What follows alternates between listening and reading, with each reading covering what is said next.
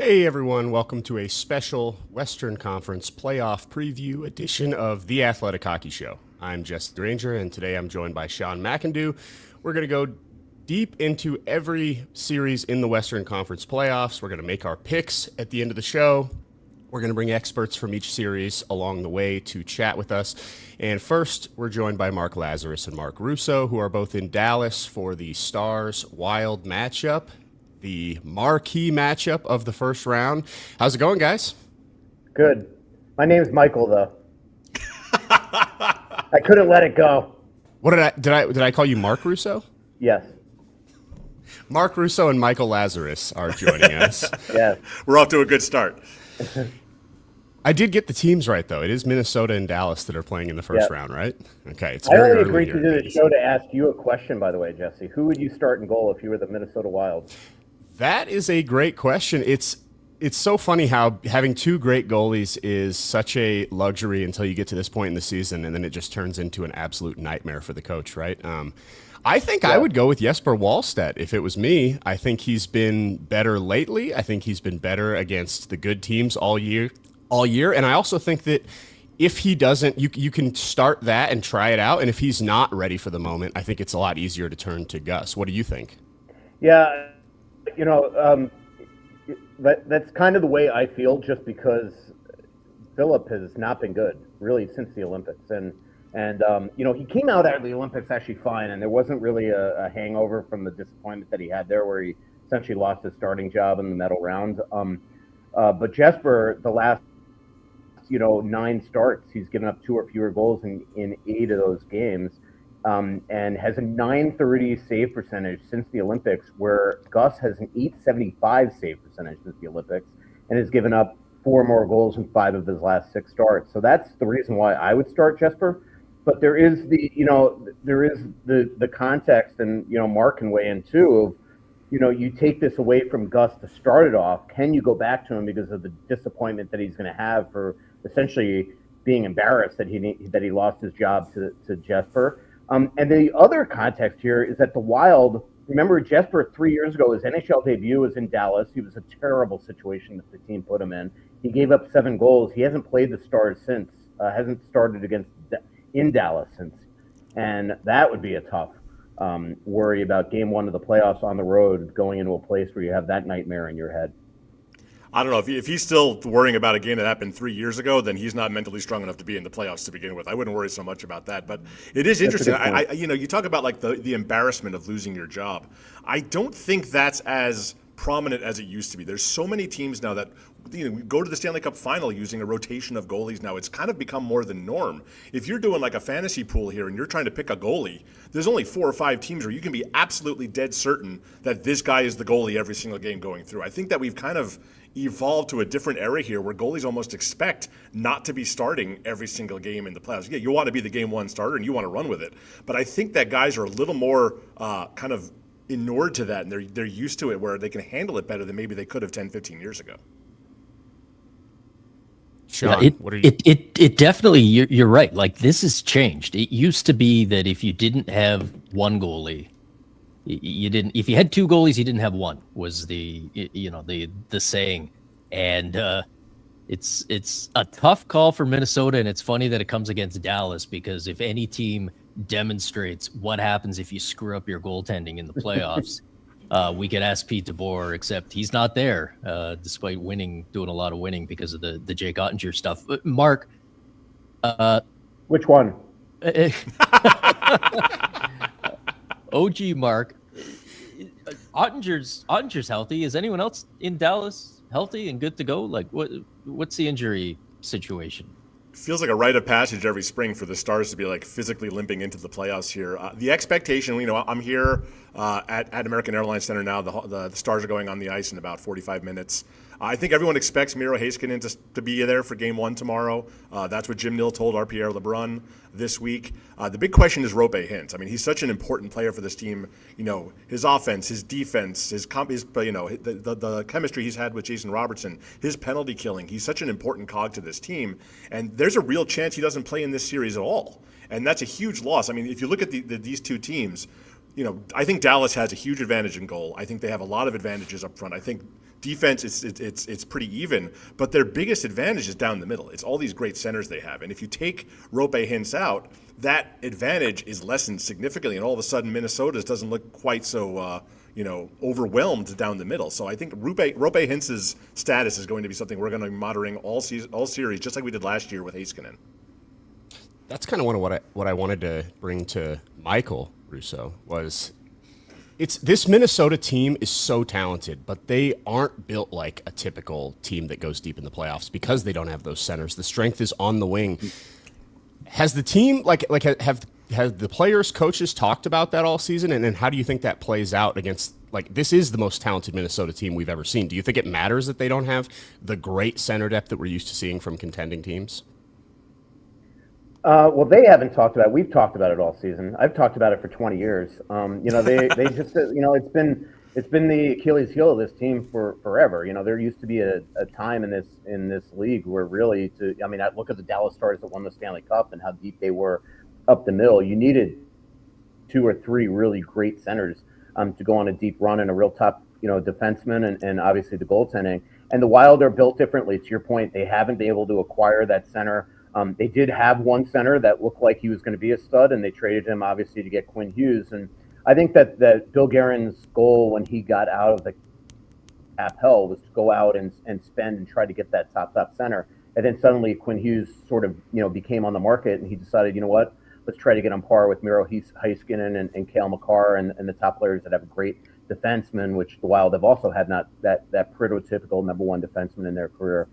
I think it's less of an issue than it used to be just because of how good the play driving wingers are on this team. Basically Matt Zuccarello on the wing is a center.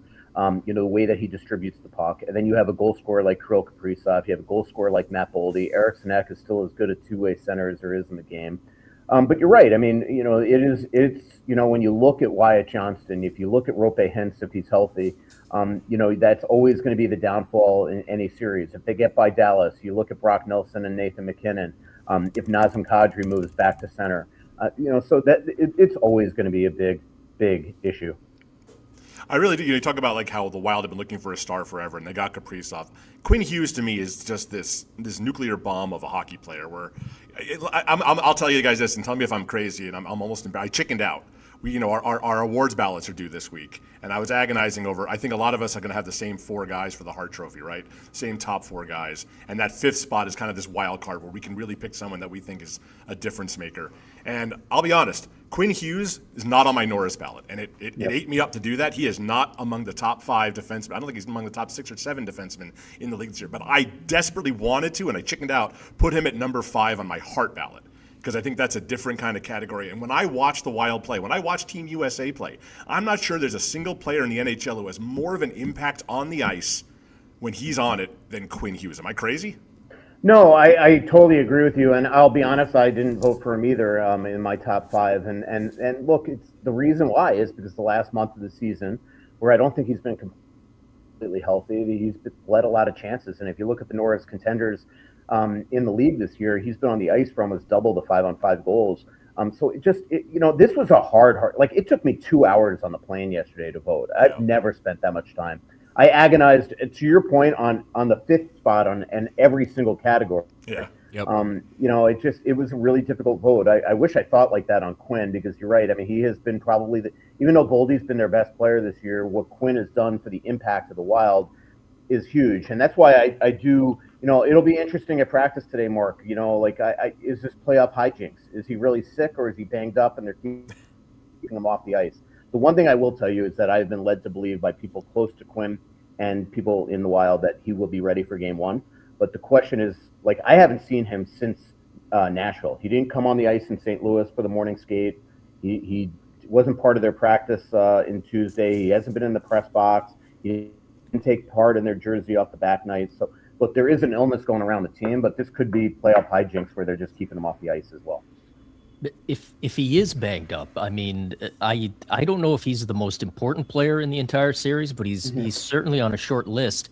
How does Dallas deal with this guy? And is it as simple as the kind of old school idea that if the other side's got a really good defenseman, especially a guy who's not the biggest guy, especially a guy who's banged up, you just send the puck into his side and you just spend 7 games sending guys in to hit him. Is that what we should expect Dallas to do with Quinn Hughes? And is Quinn Hughes going to be able to withstand that in a series that could go as long as this one does? I don't know if Dallas is really built that way to really execute that game. Right. That's the problem. It's kind of skill on skill here. What I'm curious to see is who Minnesota matches Hughes up against. Are they going to pick Rantanen's line, or are they going to pick Robertson's line? Or hell, it's Quinn Hughes. Maybe he just plays against both of them and plays 35 minutes a night. It's entirely plausible. I think a guy if I'm Dallas, I think I'd rather have Rantanen working down low against Hughes, and that would free up Robertson, especially with Hintz out. You really want that Robertson's going to need a little bit more help than he usually does. But I don't know if you can really game plan around Quinn Hughes. He's just going to do what Quinn Hughes does. He's such a wizard with the puck that it's not like you can say, oh, we'll keep it away from him. He's going to have the puck, and he's going to have the puck more than any human alive. So you just have to kind of just be aware of him, handle him as best you can, and just like Kaprizov and just like Rantanen and just like Wyatt Johnston and just like Jason Robertson, just like Boldy, they're going to get theirs. It's just a matter of limiting how many they get.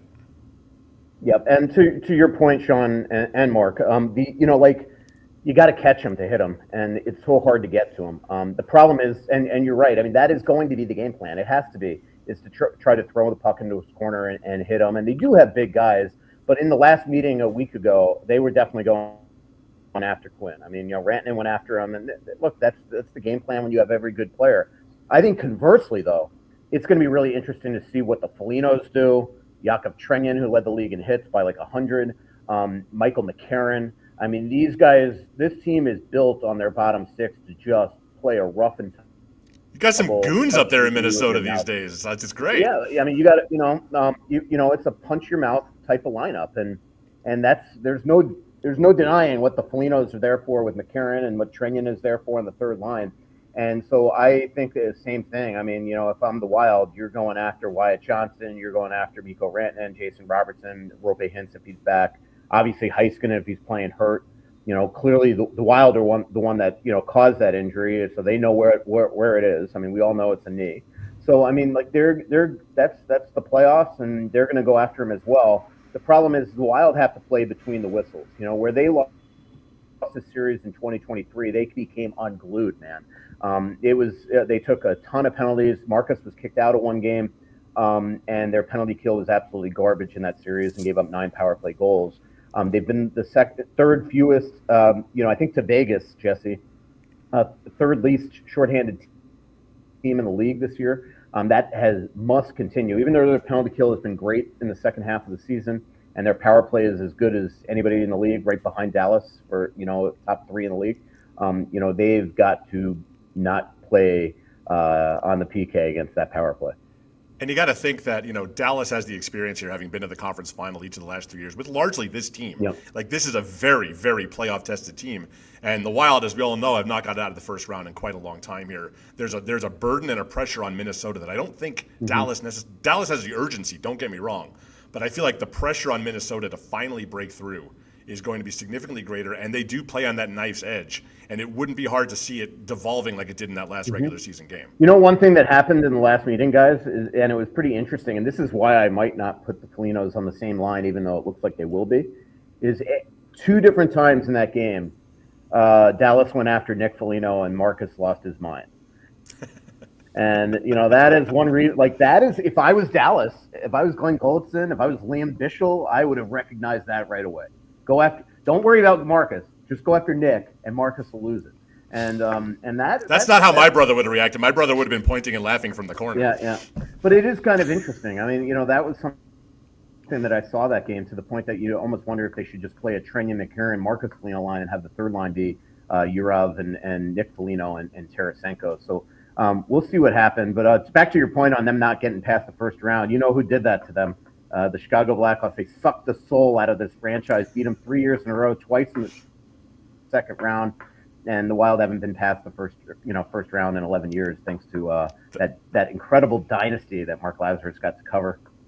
Not a dynasty, and that's the last time I've covered a Minnesota Wild playoff series. That 2015, That sweep was closer than it looked. Like that was the closest sweep. Dynasty. Before we wrap up on this series, is there a player or an aspect of this game that you guys think on either side, Dallas or Minnesota, is the deciding factor, the X factor? I know you mentioned the special teams, maybe just avoiding them in general. Is there any other like player that you think is built maybe for this series specifically that could have a bigger impact than the casual fan expects? You know, the Wild in 2023 played that entire series with Kirill hurt, Hartman hurt, Eriksson Ek out of the lineup, Faber just off the college ice. Boldy didn't know how to be a playoff player yet. I just think this is a very, very different team. I think having Eriksson Ek in this lineup is a huge, huge plus for the Wild. That's something that they absolutely lost. He's irreplaceable to this lineup, and he didn't play in that series in 2023. But not to take the cop out, Jesse, but it really does come down to goaltending again. Like if Gus is the guy, they cannot afford him to play the way that he has the last 3 weeks. If they do, it's going to be a short series. Because I do think these are two very evenly matched teams. You know, I think that Dallas has three incredible defensemen in Heiskanen, Harley, and Esa Lindell, who is as underrated as Jonas Brodin is on the Wild side. You know, the Wild have obviously Faber and Hughes and Spurgeon as well. Superstars up and down both lineups. It really could come down to Ottinger, who rarely loses to Minnesota, and Gustafsson and/or Wallstedt. I always think about something that Mike Babcock said during a series in 2013. He says, once you get to the playoffs, especially as you get later rounds, but this is basically like a conference final level matchup, everybody's got two really good lines. Everyone's got two really good pairs. It's what do you have after that that really makes the difference. And I look at Dallas, I look at a guy like Nils Lindqvist, who for years, Dallas has been looking for that number 4 defenseman, right? That guy after Heiskanen and Harley and Esa Lindell to really round out that top 4. And he's a guy that's been really good and steady this year. And against a Wild team that's got these wings that just come at you in waves, I think he could be a real kind of like difference maker. You have to. This is a 50-50 game series according to our analysts, and it's going to take something small to move the needle one way or the other. I think a really solid 4th defenseman can make a difference in a series like this. Yeah, and I mean, I was shocked when I was in Milan there for that NHL media tour, guys.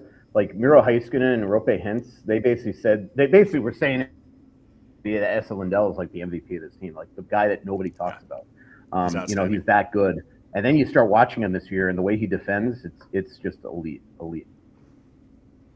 To your point about the goaltending, I was looking, once we all got all these series finalized, I started looking at like where each team scores most of its goals and how the opposing goalies do on shots from those locations. And it jumped out to me.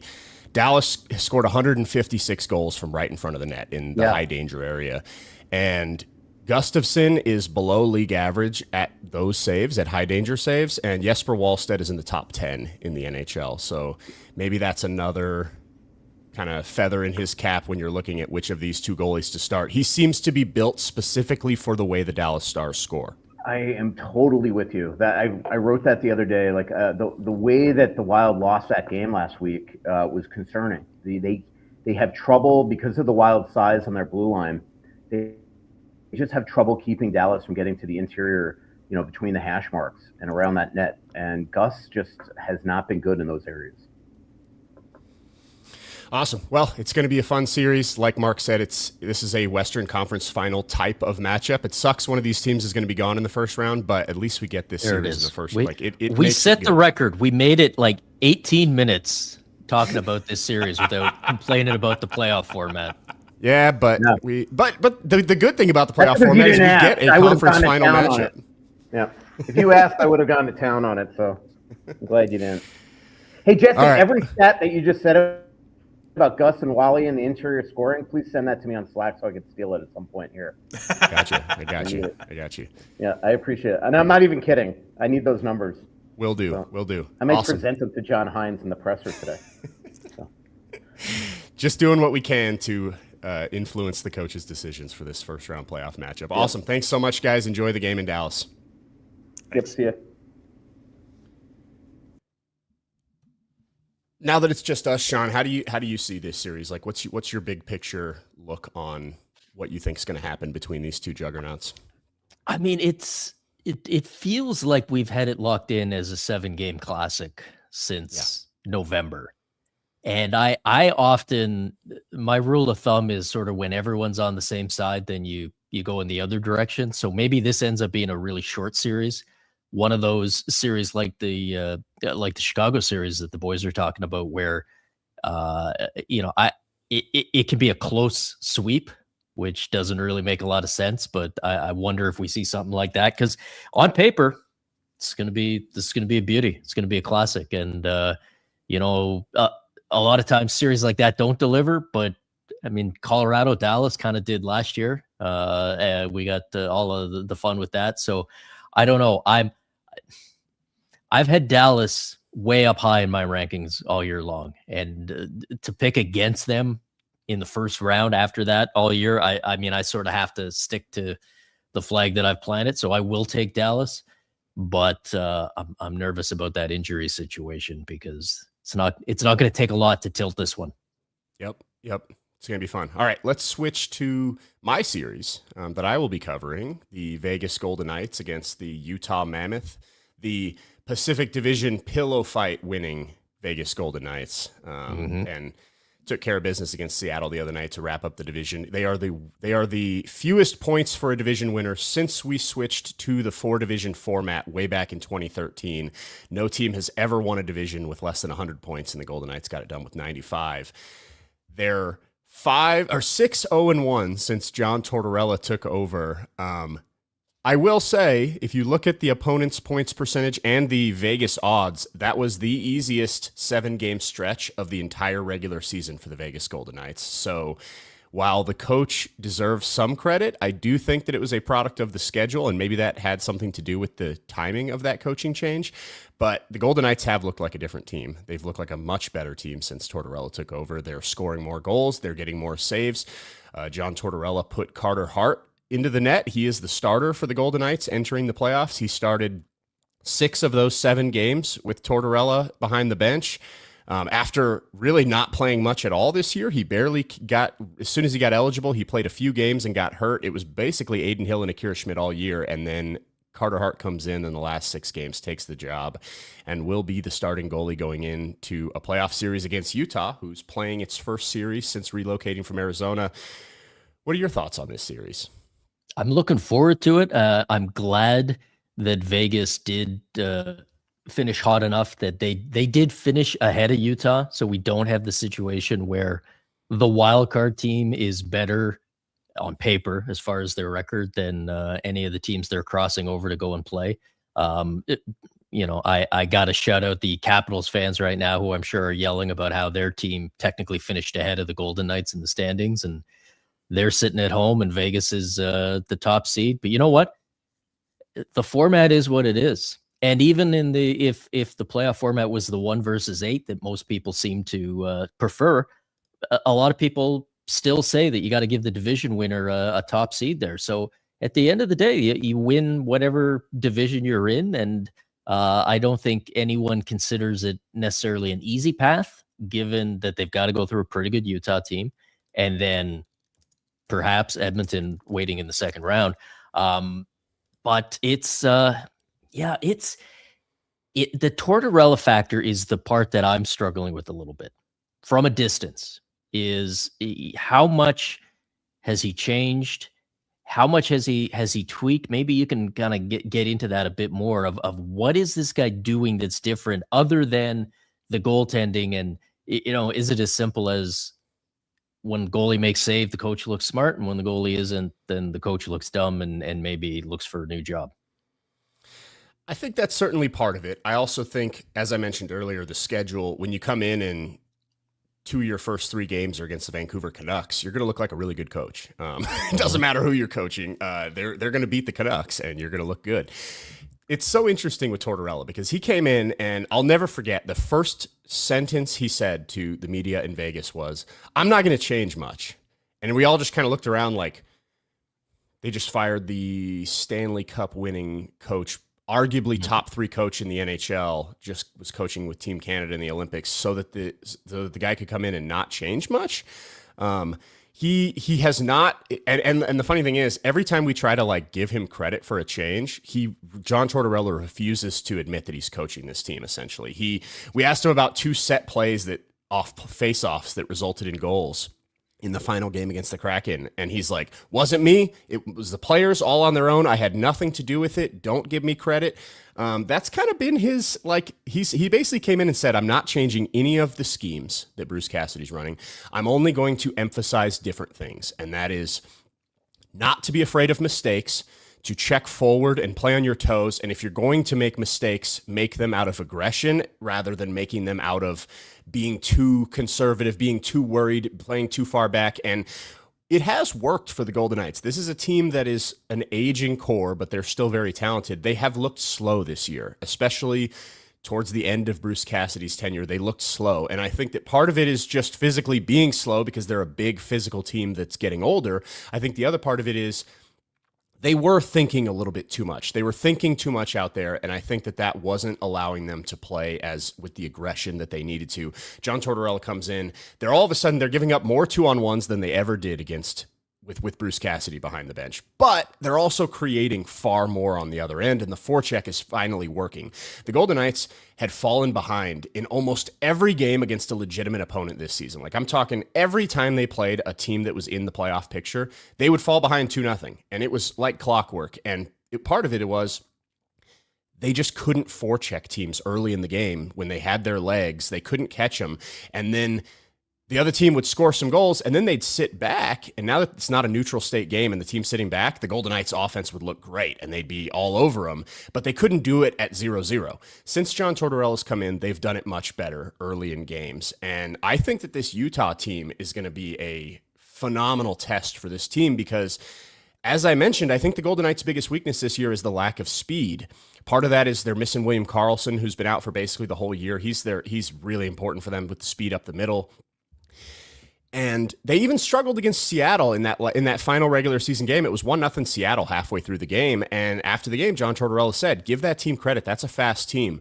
Well, I think Utah is much faster. I think Utah is one of the fastest teams in the NHL overall, just the way they play. They kind of remind me of the inaugural season 2017-18 Golden Knights, where they don't have a bunch of big-name players. They don't have 100-point scorers, but they play really well as a team. They forecheck the crap out of you, and they've got speed, and when you do turn it over, Dylan Guenther, Clayton Keller, Logan Cooley, these guys will make you pay. They do have the talent. They're not just a team that's going to forecheck it, and then once they take the puck from you, it's like, oh, you're not worried because these guys have the puck. No, they've got guys that will make you pay if you turn the puck over.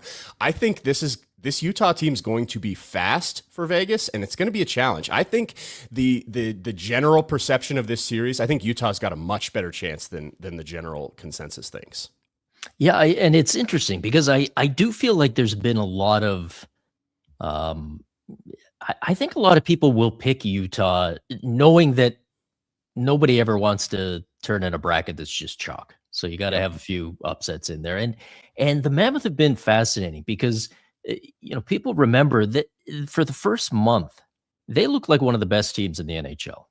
And to the point that there was a lot of, a lot of us were writing our stuff about, is this it? Have they finally arrived? We were kind of waiting for it when they were the Coyotes, but we always knew with all the distractions and the limitations that, maybe it wasn't realistic that it could happen there. Fresh start somewhere else.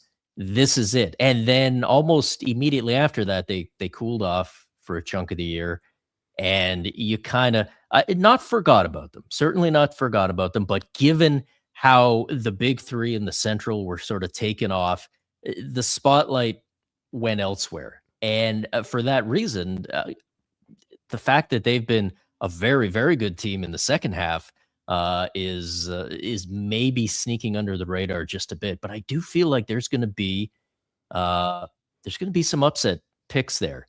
What's the vibe in Vegas? How does it feel being the old established team against these young up and comers with their weird fancy Zamboni? Are you guys going to go all traditionalist on us here? Yeah, T-Mobile's going to be more like the Bell Center. No, it isn't. They're going to be ridiculous as ever. I think they might even up their. They might try to be like the old guy, like trying to prove that he's still the cool kid. So maybe the Golden Knights go even more above and beyond with their crazy pregame stuff. He's got to fight a Mammoth at some point, right? Like, is that a game one thing, or do you save that for game 7?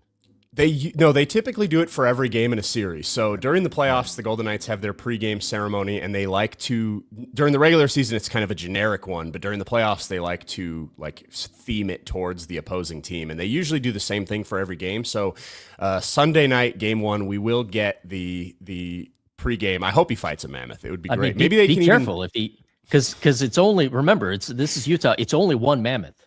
It's not plural mammoths. They've only got one. So if you slay them in game one, hey, speaking of slaying mammoths, that didn't work. But where I was trying to go, slaying dragons, slaying demons, Mitch Marner playoff experience begins now. What's the vibe around him in Vegas? Because I don't know if you guys have heard this, but he had a bit of a playoff track record in Toronto. Has that followed him?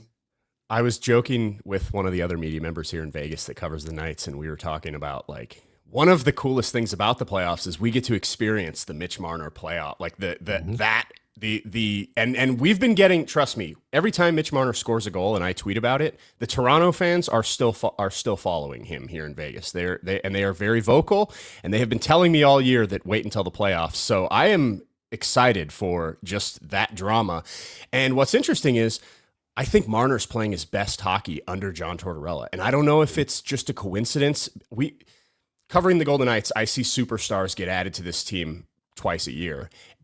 I've seen it so many times. I know how this story goes. They don't look themselves for the first few months. I remember when Stone got here. I remember when Pacioretty got here, Alex Pietrangelo, Jack Eichel, Noah Hannafin, go down the list. It takes them a few months to get going, and while Marner wasn't bad because he's so talented, that guy will never be bad. I mean, he wasn't the $12 million player that the Golden Knights thought they were getting that's going to just single-handedly drive the offense. Recently, under Tortorella, that has happened a lot more. First of all, I think I joke about it all the time, but it's kind of half serious. I think if Mitch Marner decided to play defense, he'd be the best defenseman on the Vegas Golden Knights. And they have Shea Theodore, Noah Hannafin, Rasmus Anderson. His defensive game, he belongs on Selke ballots, even though he's a winger, although he's been playing center for half the year. He's so good defensively. And then lately, we've seen that play driving. He had a 5-point night the other night. He has been awesome. Like, he has taken his game to another level these last 6 games. So all it's doing is setting it up for him that if he isn't awesome like that in the playoffs, everyone's going to bring it up, and that's going to be the storyline of the series. So there's a lot of pressure on him. You're in a different market. You're away from the curse that is the Toronto Maple Leafs. Was it the Maple Leafs or was it Mitch Marner? We're going to find out in this series. It's going to be a lot of fun. Like I said, he is entering this series on fire. He's been playing amazing hockey. I can't wait, and I'll give you guys the tip that I'm sure you've heard from maybe Toronto fans as well, or you will hear. There's playoff Mitch, but there's early series Mitch, and then there's second half of the series Mitch. So if he starts off strong, we won't get too far out over our skis. But I guess the last thing I want to know with Vegas is you mentioned the pressure on Mitch Marner. What's the pressure just in Vegas in general? Because, I mean, we just saw a coach get fired late in a season in which team was making the playoffs, and everyone kind of went, yeah, that's Vegas. That's, you have a slump and they start sending guys out. What happens if we get a first round exit here? Does that get shrugged off the way it would in other markets? Or what happens in Vegas? What happens in Kelly McCrimmon's mind if his team goes out in round 1 this season? I think there's a lot of pressure. I think this team, part of that culture of we make changes when things don't work out. Like there is no patience, zero level of patience with this organization. And it has served them well. But it also means that if you fire, because I said this when they made the coaching change. So I went on some radio show and they asked me, what is considered a success with John Tortorella? And I said, Stanley Cup. If they don't lift the Stanley Cup, this was a failure. Because to me, Bruce Cassidy, I said it before, I think he's a top 3 coach in the NHL. If you're going to fire Bruce Cassidy because it's not working with this team, his message has gone stale, whatever cliche thing you want to say for a reason to fire a coach, unless you win the Stanley Cup, it's a failure. Because to me, keeping Bruce Cassidy and retooling this team in the offseason to fit the way he wants to play more puts you in a better position going into next year than you would be if you lose this first round series with John Tortorella. And is Tortorella the future? Who knows? Is there another big name coach out there? Not really. So to me, you would be in a better shape going into next season if you still had Bruce Cassidy. So the fact that you decided to make that move, to me, the only way this is considered a success is if they win the Stanley Cup. And this is a team that has not looked like a Stanley Cup contender at any point this season when they play the top teams. They have their record against playoff teams is horrific. I haven't added it up in the last couple weeks, but it was something like 1-16 there for a while. And they just haven't looked good against good teams. Now, they take care of business against the bad teams, and that's why they won this specific division. But now you're going to have to beat good teams. And I have to think that if they don't go deep in these playoffs, at least to the conference final, there are going to have to be some big decisions made in Vegas, whether it's with players, whether it's with Tortorella, whether it's with Kelly McCrimmon. I have to imagine that there will be big changes if this team doesn't go deep. So I think there's a lot of pressure. I think this team definitely, and part of it is, I think if Vegas could, you obviously want home ice for Game 7. I think if Vegas could swap it and have the first two up in Utah, they would. Because there's a lot of pressure on the Golden Knights in these first two games to not drop one of them, to not lose one of these first two games and go up to Utah. That building's going to be rocking. It's the first playoff game in the franchise's history. I've been up there a couple times already. It's a great atmosphere. It's a loud building. If they can steal one of those first two games, and now Vegas has to go up there with all that pressure in that environment, I think there's a lot of pressure on the Golden Knights. I think they're the better team. I think they have more talent overall, especially on the high end, but I think Utah's deeper and faster, and it's good. I think this is a 6 or 7 game series, regardless of who wins it. Well, that's I love it. I love the idea of the Vegas Golden Knights going, we got to go on the road to this crazy new market where it's going to be really loud. What a shame. That's how the turntables. Exactly. Yeah, it's going to be fun. And then the other thing is the goaltending. We talked about it in the other series. It's going to be fascinating in this series. Karel Vejmelka won the second most games in the NHL this year behind Andrei Vasilevsky. He is an absolute workhorse. He's under the radar. He doesn't have the stats that the Vezina contenders, Sorokin and Thompson and Vasilevsky have, but he has been a beast for Utah this year. And now, as I mentioned earlier, Carter Hart has very little experience over the last 2 years. He is the guy going into this. And what Russo was saying about Gustafsson losing his job, that's what I'm concerned about with Adin Hill. If they were to have to turn to Adin Hill, because this is the guy who won the Stanley Cup with this team. He's the guy who got the 6-year, $37 million contract. And Carter Hart comes in, the new coach comes in, and without hesitation, there was no, let's play them each 2 games and see how they do. No, Tortorella came in, Carter Hart's my goalie, started him every game. If you're Adin Hill sitting there, it's like, you're not feeling the most, he had a horrible season. He's got like an .876 save percentage. It's one of the worst in the NHL. There's no bones about it. Adin Hill has not been good this year. And then the new coach comes in and clearly plants his flag. This goalie is my starter. If at any point they have to turn to Adin Hill in this series, he is a very competitive guy. Maybe this is what lights the fire under him and we see the best Adin Hill you've ever seen, but it's the goaltending in Vegas is going to be fascinating. Can Carter Hart continue this stretch that he's had? He's been good. The opponents haven't been the highest caliber, but he has looked very good. He's a good skater. He's got good technique. He's got a quick glove, but it's going to be interesting if he doesn't work out immediately. How quickly do they turn to Hill? And if they do, how is he playing? It's going to be, I'm so fascinated by this series. I love it. Well, on the topic of, Pacific teams that are supposed to be powerhouses but may lose in the first round because of their lousy goaltending. Does that work as a segue? I think so. You figure? Yeah, that probably does. Slight, yeah. Let's move on to the other one. Yeah, let's bring in Thomas Drance and talk about this Oilers Anaheim series. Pacific Division team that underwhelmed because of its goaltending. How's it going, Thomas? Gentlemen, I'm doing well. Yeah, the Edmonton Oilers. I mean, realistically, it's Connor McDavid, Ryan Nugent-Hopkins, Zach Hyman, Evan Bouchard, and the usual ineptitude, right, that the Oilers have surrounded their elite core with. And you know, we've seen this script how many times? 8 across the last few years. Can the Oilers finally enter one playoff series and get out to a lead? Like, do they always have to F around before they get it together? You know, I mean, that's their MO. And it's a little bit indistinguishable from their goaltending struggles, which reached comedic proportions this season with that brutal Stuart Skinner trade. I mean, genuinely, like you didn't think it could get worse. Well, how about spending assets for it to get worse? Because that's what the Oilers did. It's really remarkable. Who would have thought that Stan Bowman might not have been the right fit?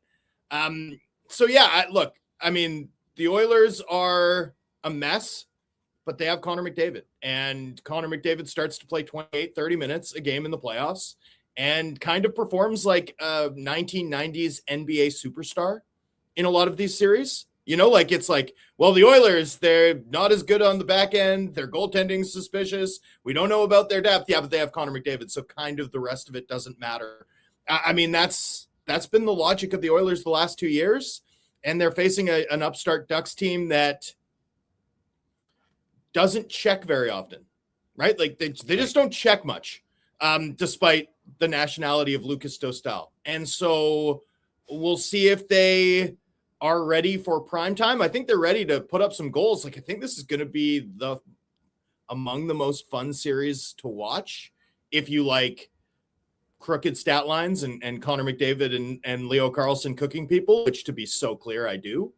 I think it's going to be must-watch hockey, but I also think these teams are deeply flawed and, you know, are in the next round going to bump into a Utah or Vegas side, both of which will be far more disciplined than their opponent in the first round.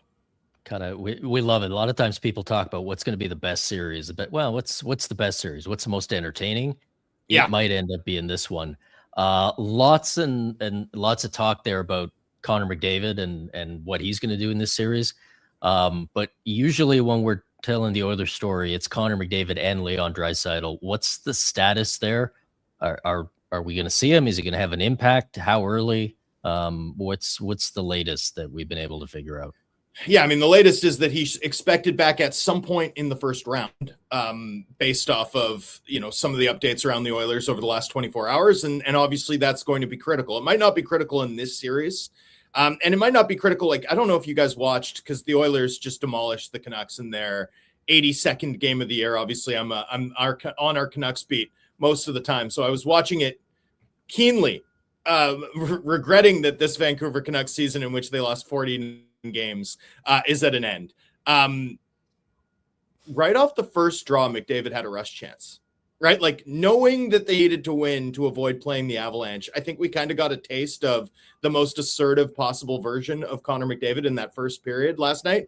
And the result was a Max Savoy first period hat trick, exclusively on goals that were from, you know, backdoor McDavid feeds in a variety of different game states, off the rush, on the power play. I mean, just a ridiculous McDavid performance, to leave no doubt. So, you know, against this Ducks team, obviously, taking nothing away from how they've played this season and the massive step forward that they've taken, and the threat, especially for a team with suspect goaltending, that's posed by the likes of Beckett Seneca and Leo Carlsson and Cutter Gauthier, and, you know, what they do on the power play with Kreider and Granlund and John Carlson added to the mix at the deadline. You know, when I watch this Ducks team play, I see a stunning lack of details for a team that's going to be playing playoff games this spring. And, you know, I look at Jay Woodcroft, I look at Joel Quenneville on their coaching staff, and I don't think those are teams or coaches for whom we'd usually associate like loose defensive play. And I wonder to what extent the Ducks came into this season trying to rebuild the confidence of their top young players, coming off of those, you know, miserable Greg Cronin years where they were like, you know, dumping and chasing, dumping it in on 2-on-2s, even when they were trailing, and just playing the most soul-sucking conservative brand of hockey, and just said, hey, let's let our thoroughbreds race. Like, let's let our thoroughbreds race. Let's everyone have fun, figure out what you can get away with, what you can't in the NHL. Let's get back on track, and we'll figure it out down the line.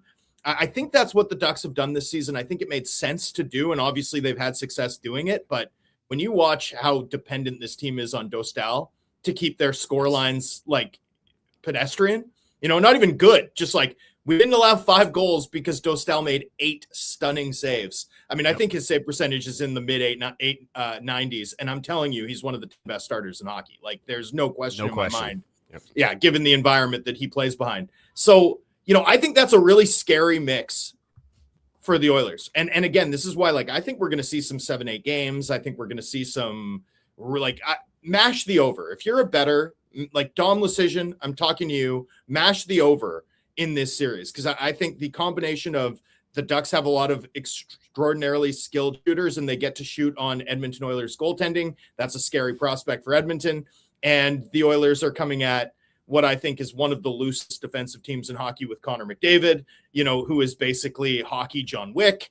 And I think that's a scary prospect too. So, I'm expecting a lot of goals. And, there's an element to which I think both of these teams are, I don't want to use a word like unserious, but I think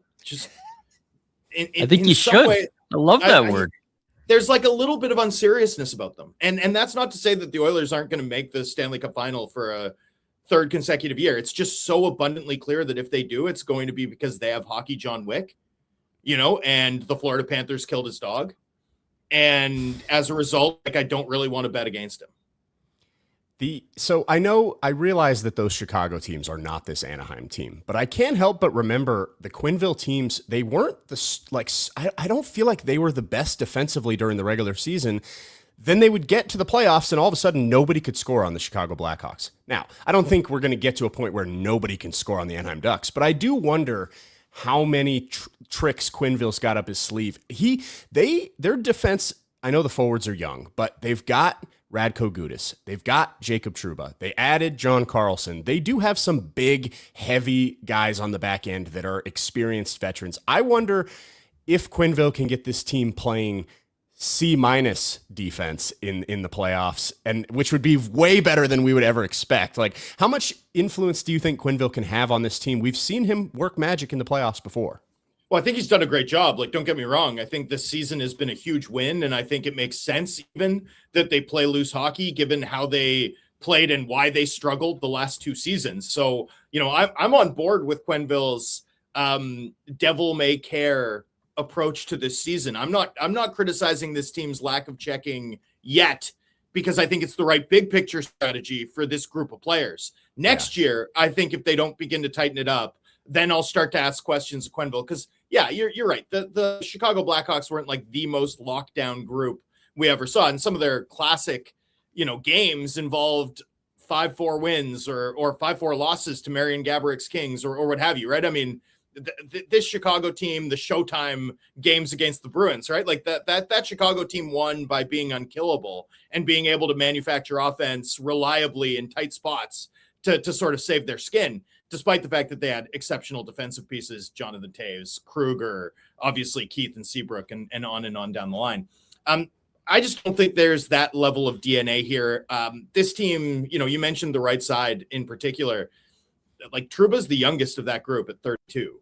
That speed disadvantage on their back end against Connor McDavid feels, like something that might shape the outcome of the series, to be totally honest with you. And, I just haven't seen a lot of interest or signs that they're like tightening up down the stretch or getting ready for the playoffs. These Ducks games have been so fun to watch all season, but it's been barn burner hockey, riverboat hockey, as it were. Like, this is a marauding team that takes chances and trades chances with their opponents. And I'll be shocked if we see them change their stripes in the playoffs. I don't even know that they have the personnel to change their stripes in the playoffs, to be totally honest with you. But I am expecting significant growth and probably a significantly different looking back end, given that all of the right side is also expiring and pending UFAs next season. So for me anyway, like, the Ducks defensive, can the Ducks find a defensive spine? I think that's a really interesting offseason question. It's not a question I'm taking too seriously going into this series. You're getting me hyped for this series, the way you're describing the Ducks. This is, we all begged for anything other than Oilers Kings, and maybe we've won here. This could, although unfortunately we're gonna get. Well, actually, no, we don't get the Kings move over to the Central and just get to be a patsy getting drilled by the Avs. Thank goodness. Yeah, no, Kings Golden Knights would have been like offensive, like might have set hockey back a decade. So we talked in a couple of the other segments about teams being under pressure. I don't feel like there's a ton of that with Anaheim, because not a lot of people expected them to be here, and now they're facing the two-time conference champs. Edmonton, though, Yeah. given this matchup has landed, given how the divisions played out, if there's a world where Anaheim wins this series, how are we overestimating how big a disaster that could be for the Oilers going forward, or is this really almost a must-win series for this team? It's a must-win series for this team without question. I mean, you do not want to face the sorts of tectonic existential queries that the Oilers will if they lose in the first round. And, I don't know how much Oilers you've watched down the stretch, gentlemen, but Connor McDavid is playing mad. Mm-hmm. Like he's playing angry hockey. He's playing me against the world hockey in a way that is both awesome for Oilers fans to get to experience and would also scare me dead if I was an Oilers fan, right? I'd be like, if this guy's that frustrated down the stretch of the regular season, understandably, by the way, right? He's been the most impactful individual skater across the last 3 years. And I would say that I've seen in my lifetime. Like, I don't know that Pete Crosby had a stretch this assertive or willful, to be totally honest with you. Especially when you factor in the playoff performances and, 30 playoff runs and how much bad goaltending he's had to overcome, how many bad trades he's had to overcome, how much organizational dysfunction, this team's been beset by, and none of it's sort of the only thing that can stop McDavid remains Gustav Forsling and Sasha Barkov, and even only when they have last change, right? I mean, it's ridiculous. So I think this is a player who looks frustrated to me. Going into the playoffs, I think this is a player who looks frustrated. And that both means that he's going to be on a mission, which is scary for the Ducks, but it also means that if this falls short and he's been this good and put the team on his back to this extent, and he's lost 3 of the highest profile games in hockey across the last 18, 24 months, right? I mean, I don't know. I wouldn't want to deal with that wrath. I wouldn't want to deal with those questions. I wouldn't want to deal with that exit meeting if I'm the Oilers and I fail to win a playoff round this year. I just don't think that's a scenario or a bottle. That's not something the Oilers want to pop the cap on. Let's have a successful run. Let's hope that at the end of the season, McDavid hasn't looked at Stan Bowman's transaction logs, and let's hope that we get to keep partnering with the most assertive individual contributor in the NHL. What a joke, though. Oh my God. Has any player ever been let down by an organization more than Connor McDavid has since Ken Holland's departure? And it's not like, Ken Holland. I mean, I watched that LA Kings team play, and they have all of Joel Edmondson, Sherratt. I don't even know if they have Sherratt, but just name that style of defender. It's like the Kings have cornered the market. They have every single guy like that on their roster. It's incredible. So it's not like what Stan Bowman inherited was some great shakes, but when you look at Holloway departure, Broberg's departure, I know Savoy's played better down the stretch, but I don't know if you've watched how big a dog Ryan McLeod is. They just gave up on him because he made a few mistakes as a 24-year-old in their first run to the Stanley Cup final. They need that speed. They need a dogged third line center who can play up the lineup and provide some supporting offense. I mean, he's a 50-point guy. He's basically Buffalo Sabres Chandler Stevenson. It's ridiculous that they haven't had that guy for a Stanley Cup playoff run last year.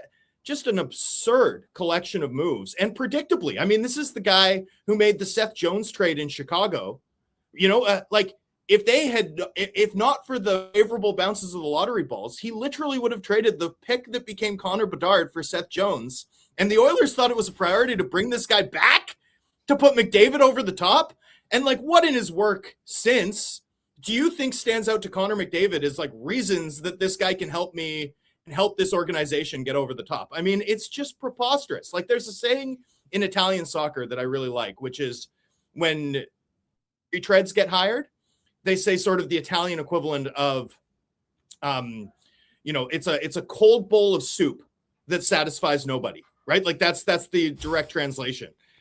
I mean, the Oilers have been managed like a cold bowl of soup. There's no question about it. And obviously the worst of all those moves, the most impactful of all those moves, is trading away the goalie who took them to the Cup final the last 2 years after what felt like years of people asking them to make a trade in goal, and they said, we are not making a lateral move. We will not make a lateral move.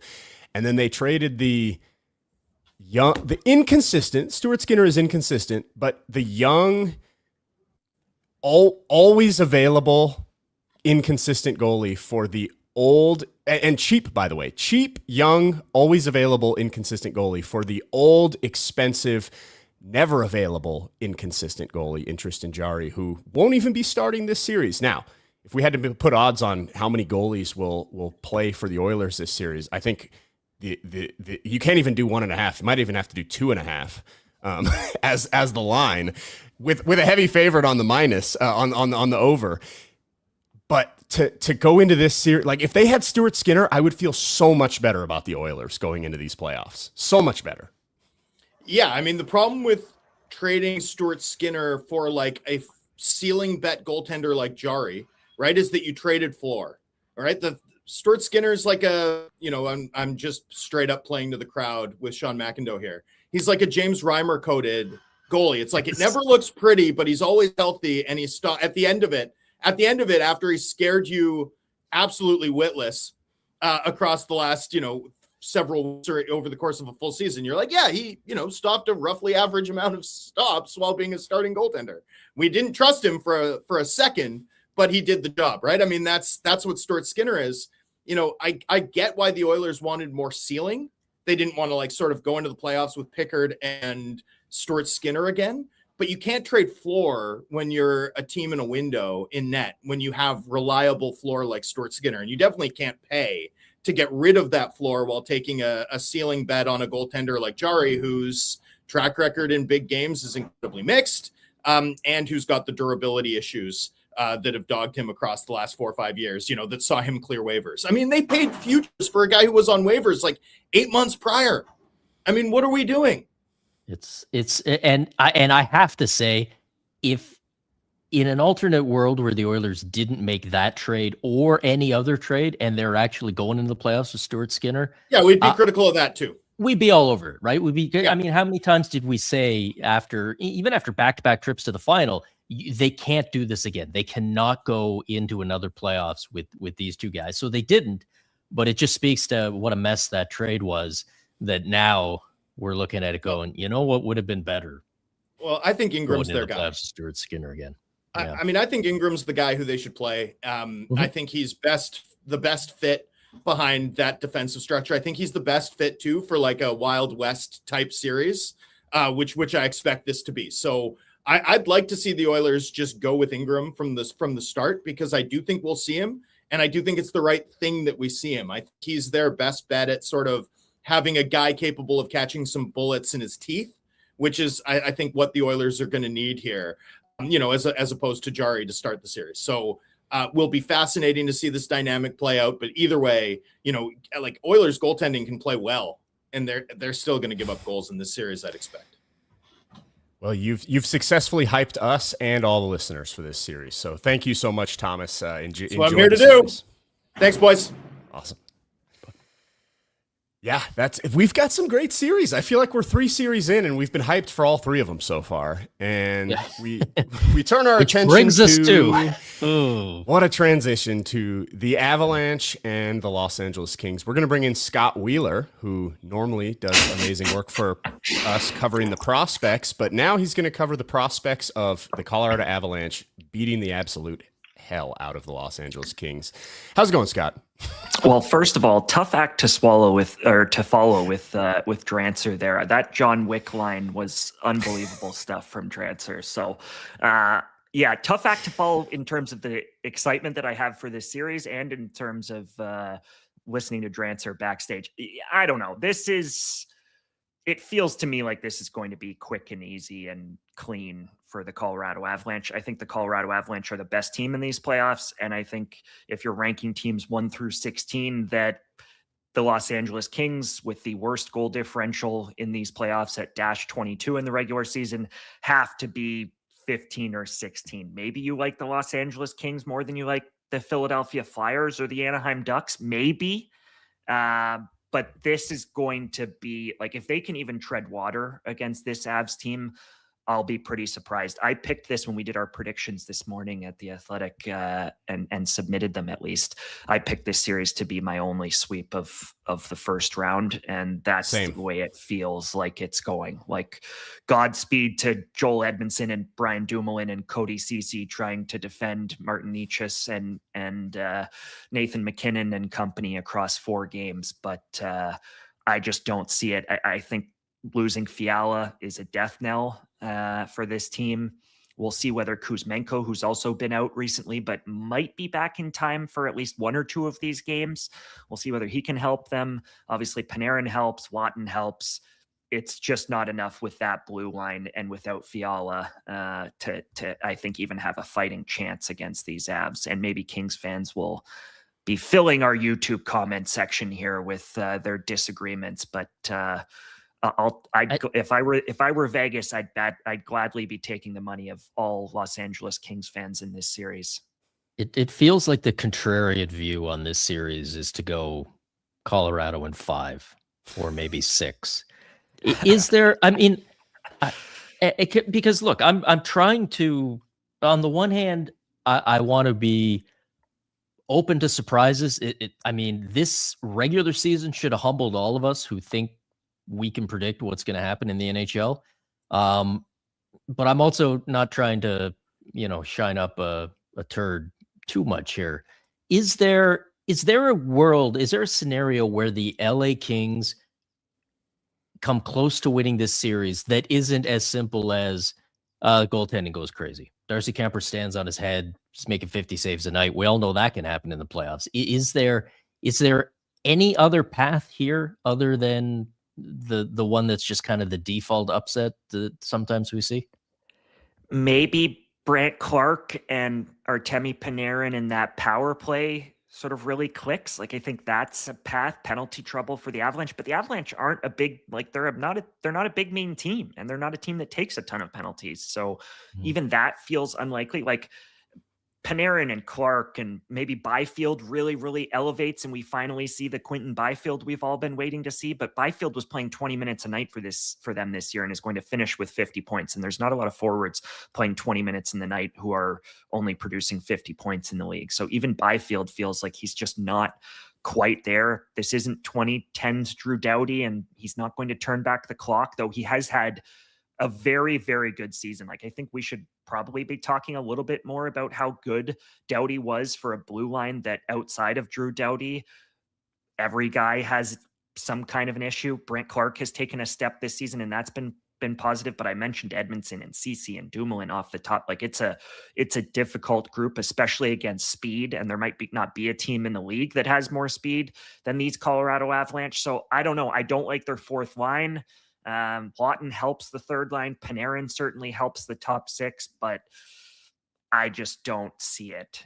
Maybe Granger has a goalie take that can help, but I know Kemper hasn't played well recently, and so it might be Forsberg, and I don't have faith in Forsberg either. So, it's I think you're swimming upstream a little bit. We tried, Kings fans. Yeah, well, okay, let me give a shot.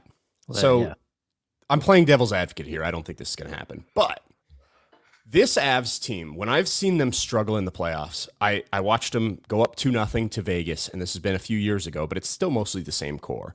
They went up 2-0 to Vegas and ended up losing 4 straight and losing at 4-2. And what changed that series was the Golden Knights were able to jam Nathan McKinnon up in the neutral zone. And they were using mostly Mark Stone and Chandler Stevenson.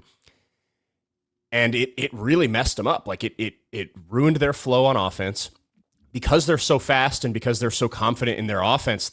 When you do force a turnover in the neutral zone against this team, they are gettable on the other way back. And if there is a narrative to be written about Anze Kopitar's last stand in the NHL, like, when I think of the Kings, what are the Kings? If you're trying to think of what are they good at, it's neutral zone. And this isn't the same team that played the 1-3-1 trap that smothered everyone. They don't do that anymore, but they still have the right players that can play well in the neutral zone. And Anze Kopitar, maybe he's got 7 games left in him.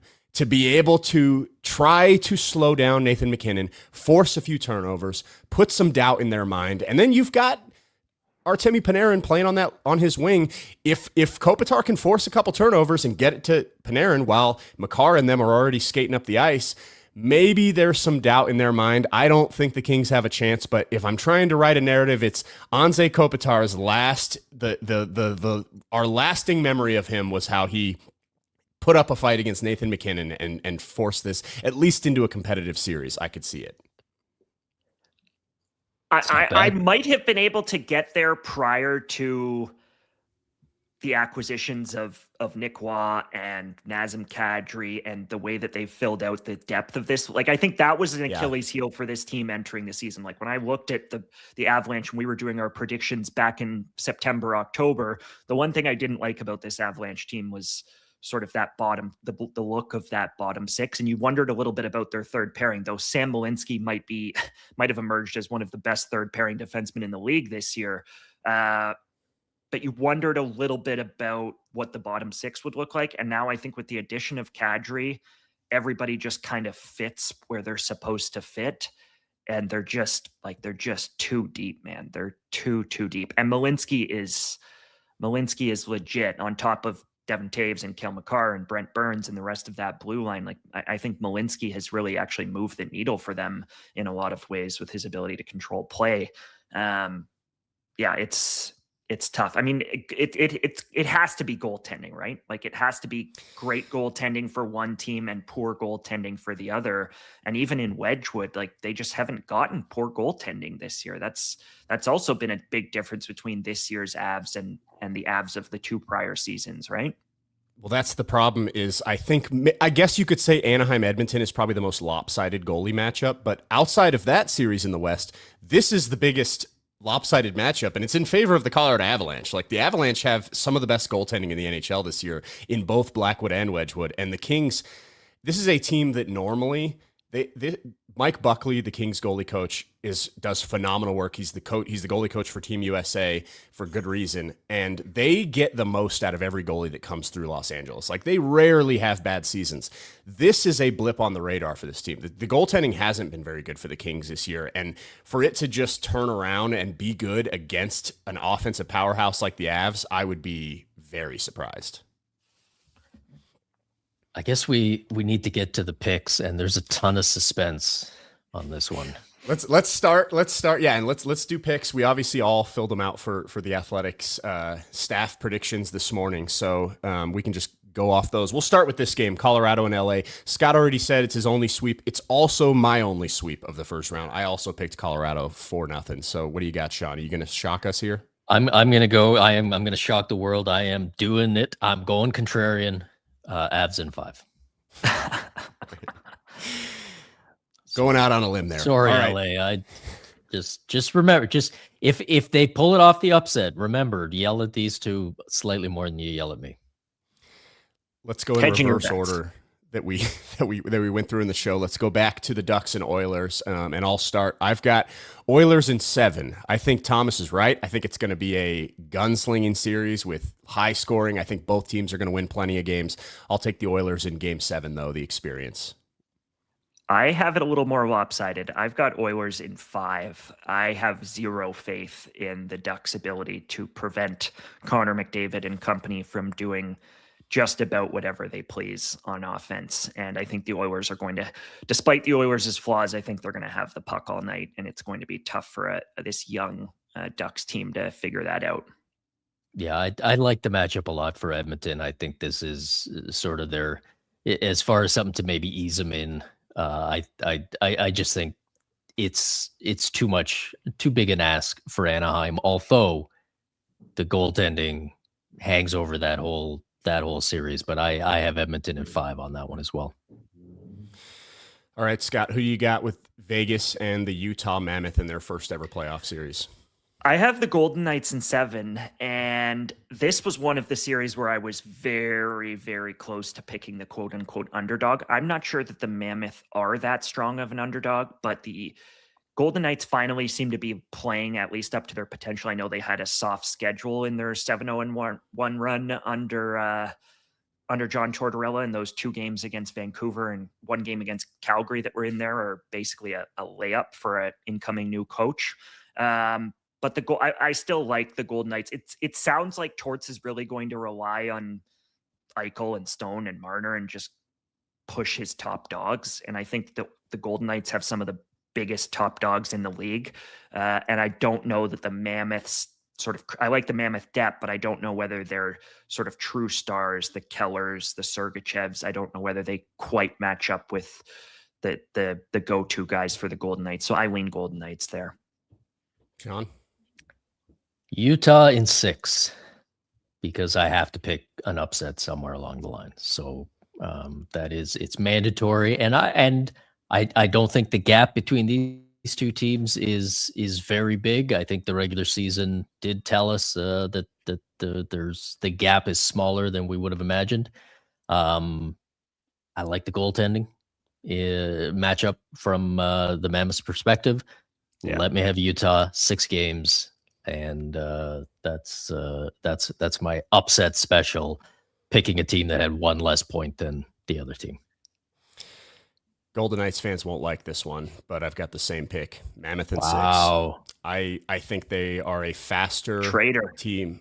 It's this Golden Knights team has struggled all year. I said it when we were breaking down that series. They can't get on the forecheck. They have a hard time creating offensive zone because the Golden Knights, they rely so heavily on transition offense in the regular season, and this has been a story for this team for 5 years. I mean, when the transition offense dries up in the playoffs because teams play further back and they just don't allow it, you have to create in-zone goals. And the Golden Knights struggle at that unless they can have a ton of offensive zone time. And I just don't know if they're going to have the offensive zone time because Utah's so fast, they're going to be hard to forecheck.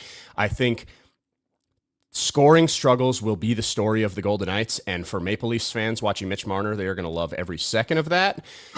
Maybe I'm wrong. Maybe I'm underestimating this Golden Knights team, but I've got Utah in 6. I think it's a bad matchup for Vegas. I think if Vegas were playing Edmonton or Anaheim or LA, I'd be picking the Golden Knights in the first round. I think they got the worst possible matchup for them, just stylistic-wise. So I'll go Utah in 6 and probably look like an idiot. All right, let's finish it up with the best series of the first round. Everyone will argue that it shouldn't be in the first round because that's how good it is. Dallas and Minnesota. I've got the Wild in 7. I think this is a toss-up, and I think it's more fun if Minnesota wins. This is the Quinn Hughes story, the goaltending. I love the goalies in Minnesota as much as I love Jake Ottinger. I am more so picking this one with my heart. I think it's a complete 50-50 toss-up. I'll take the Wild because I just think it's a more interesting story. What you got, Scott? I have the Stars in 7, but this is another one that feels very close to me. And the health of the Stars' stars, I think, looms largest here. Like, are Heiskanen and Hintz going to be able to contribute in this series? If they aren't, it tilts Wild all day. If they are, I think the Stars are the better, deeper team. I get to be the tiebreaker. I'm with you guys. It's going 7. And the winning team will be the same team that is my Stanley Cup pick. The Dallas Stars beat the Minnesota Wild in 7, and off they go on their Stanley Cup run. But try to act surprised. Should be a lot of fun. I'm a little surprised that the Stars are your cup pick, but I like it. Well, who do you have, Scott? What I would suggest, Scott, is listen to me on any other podcast, and I'll give a different answer each time. And as long as I can get booked 16 places, I'm going to look pretty smart. I've got the Avs, who they will have to play in the second round. I also have the Avs winning the Cup this year. That's not a very exciting pick, but I think they're the best team. Awesome. Well, this has been fun, guys. All the listeners out there, thanks for sticking with us. We are over an hour now. That was a really fun playoff preview. And if you enjoyed this, please subscribe to the Athletics YouTube show. We're going to have live streams throughout the playoffs. We're going to be breaking down all the games. So subscribe to that, and thanks for listening. Thanks for watching. Make sure to like and subscribe and ring the bell to stay informed and catch new episodes every Monday, Wednesday, Thursday, and Friday. And in the meantime, you can join our Discord community. We'll see you there.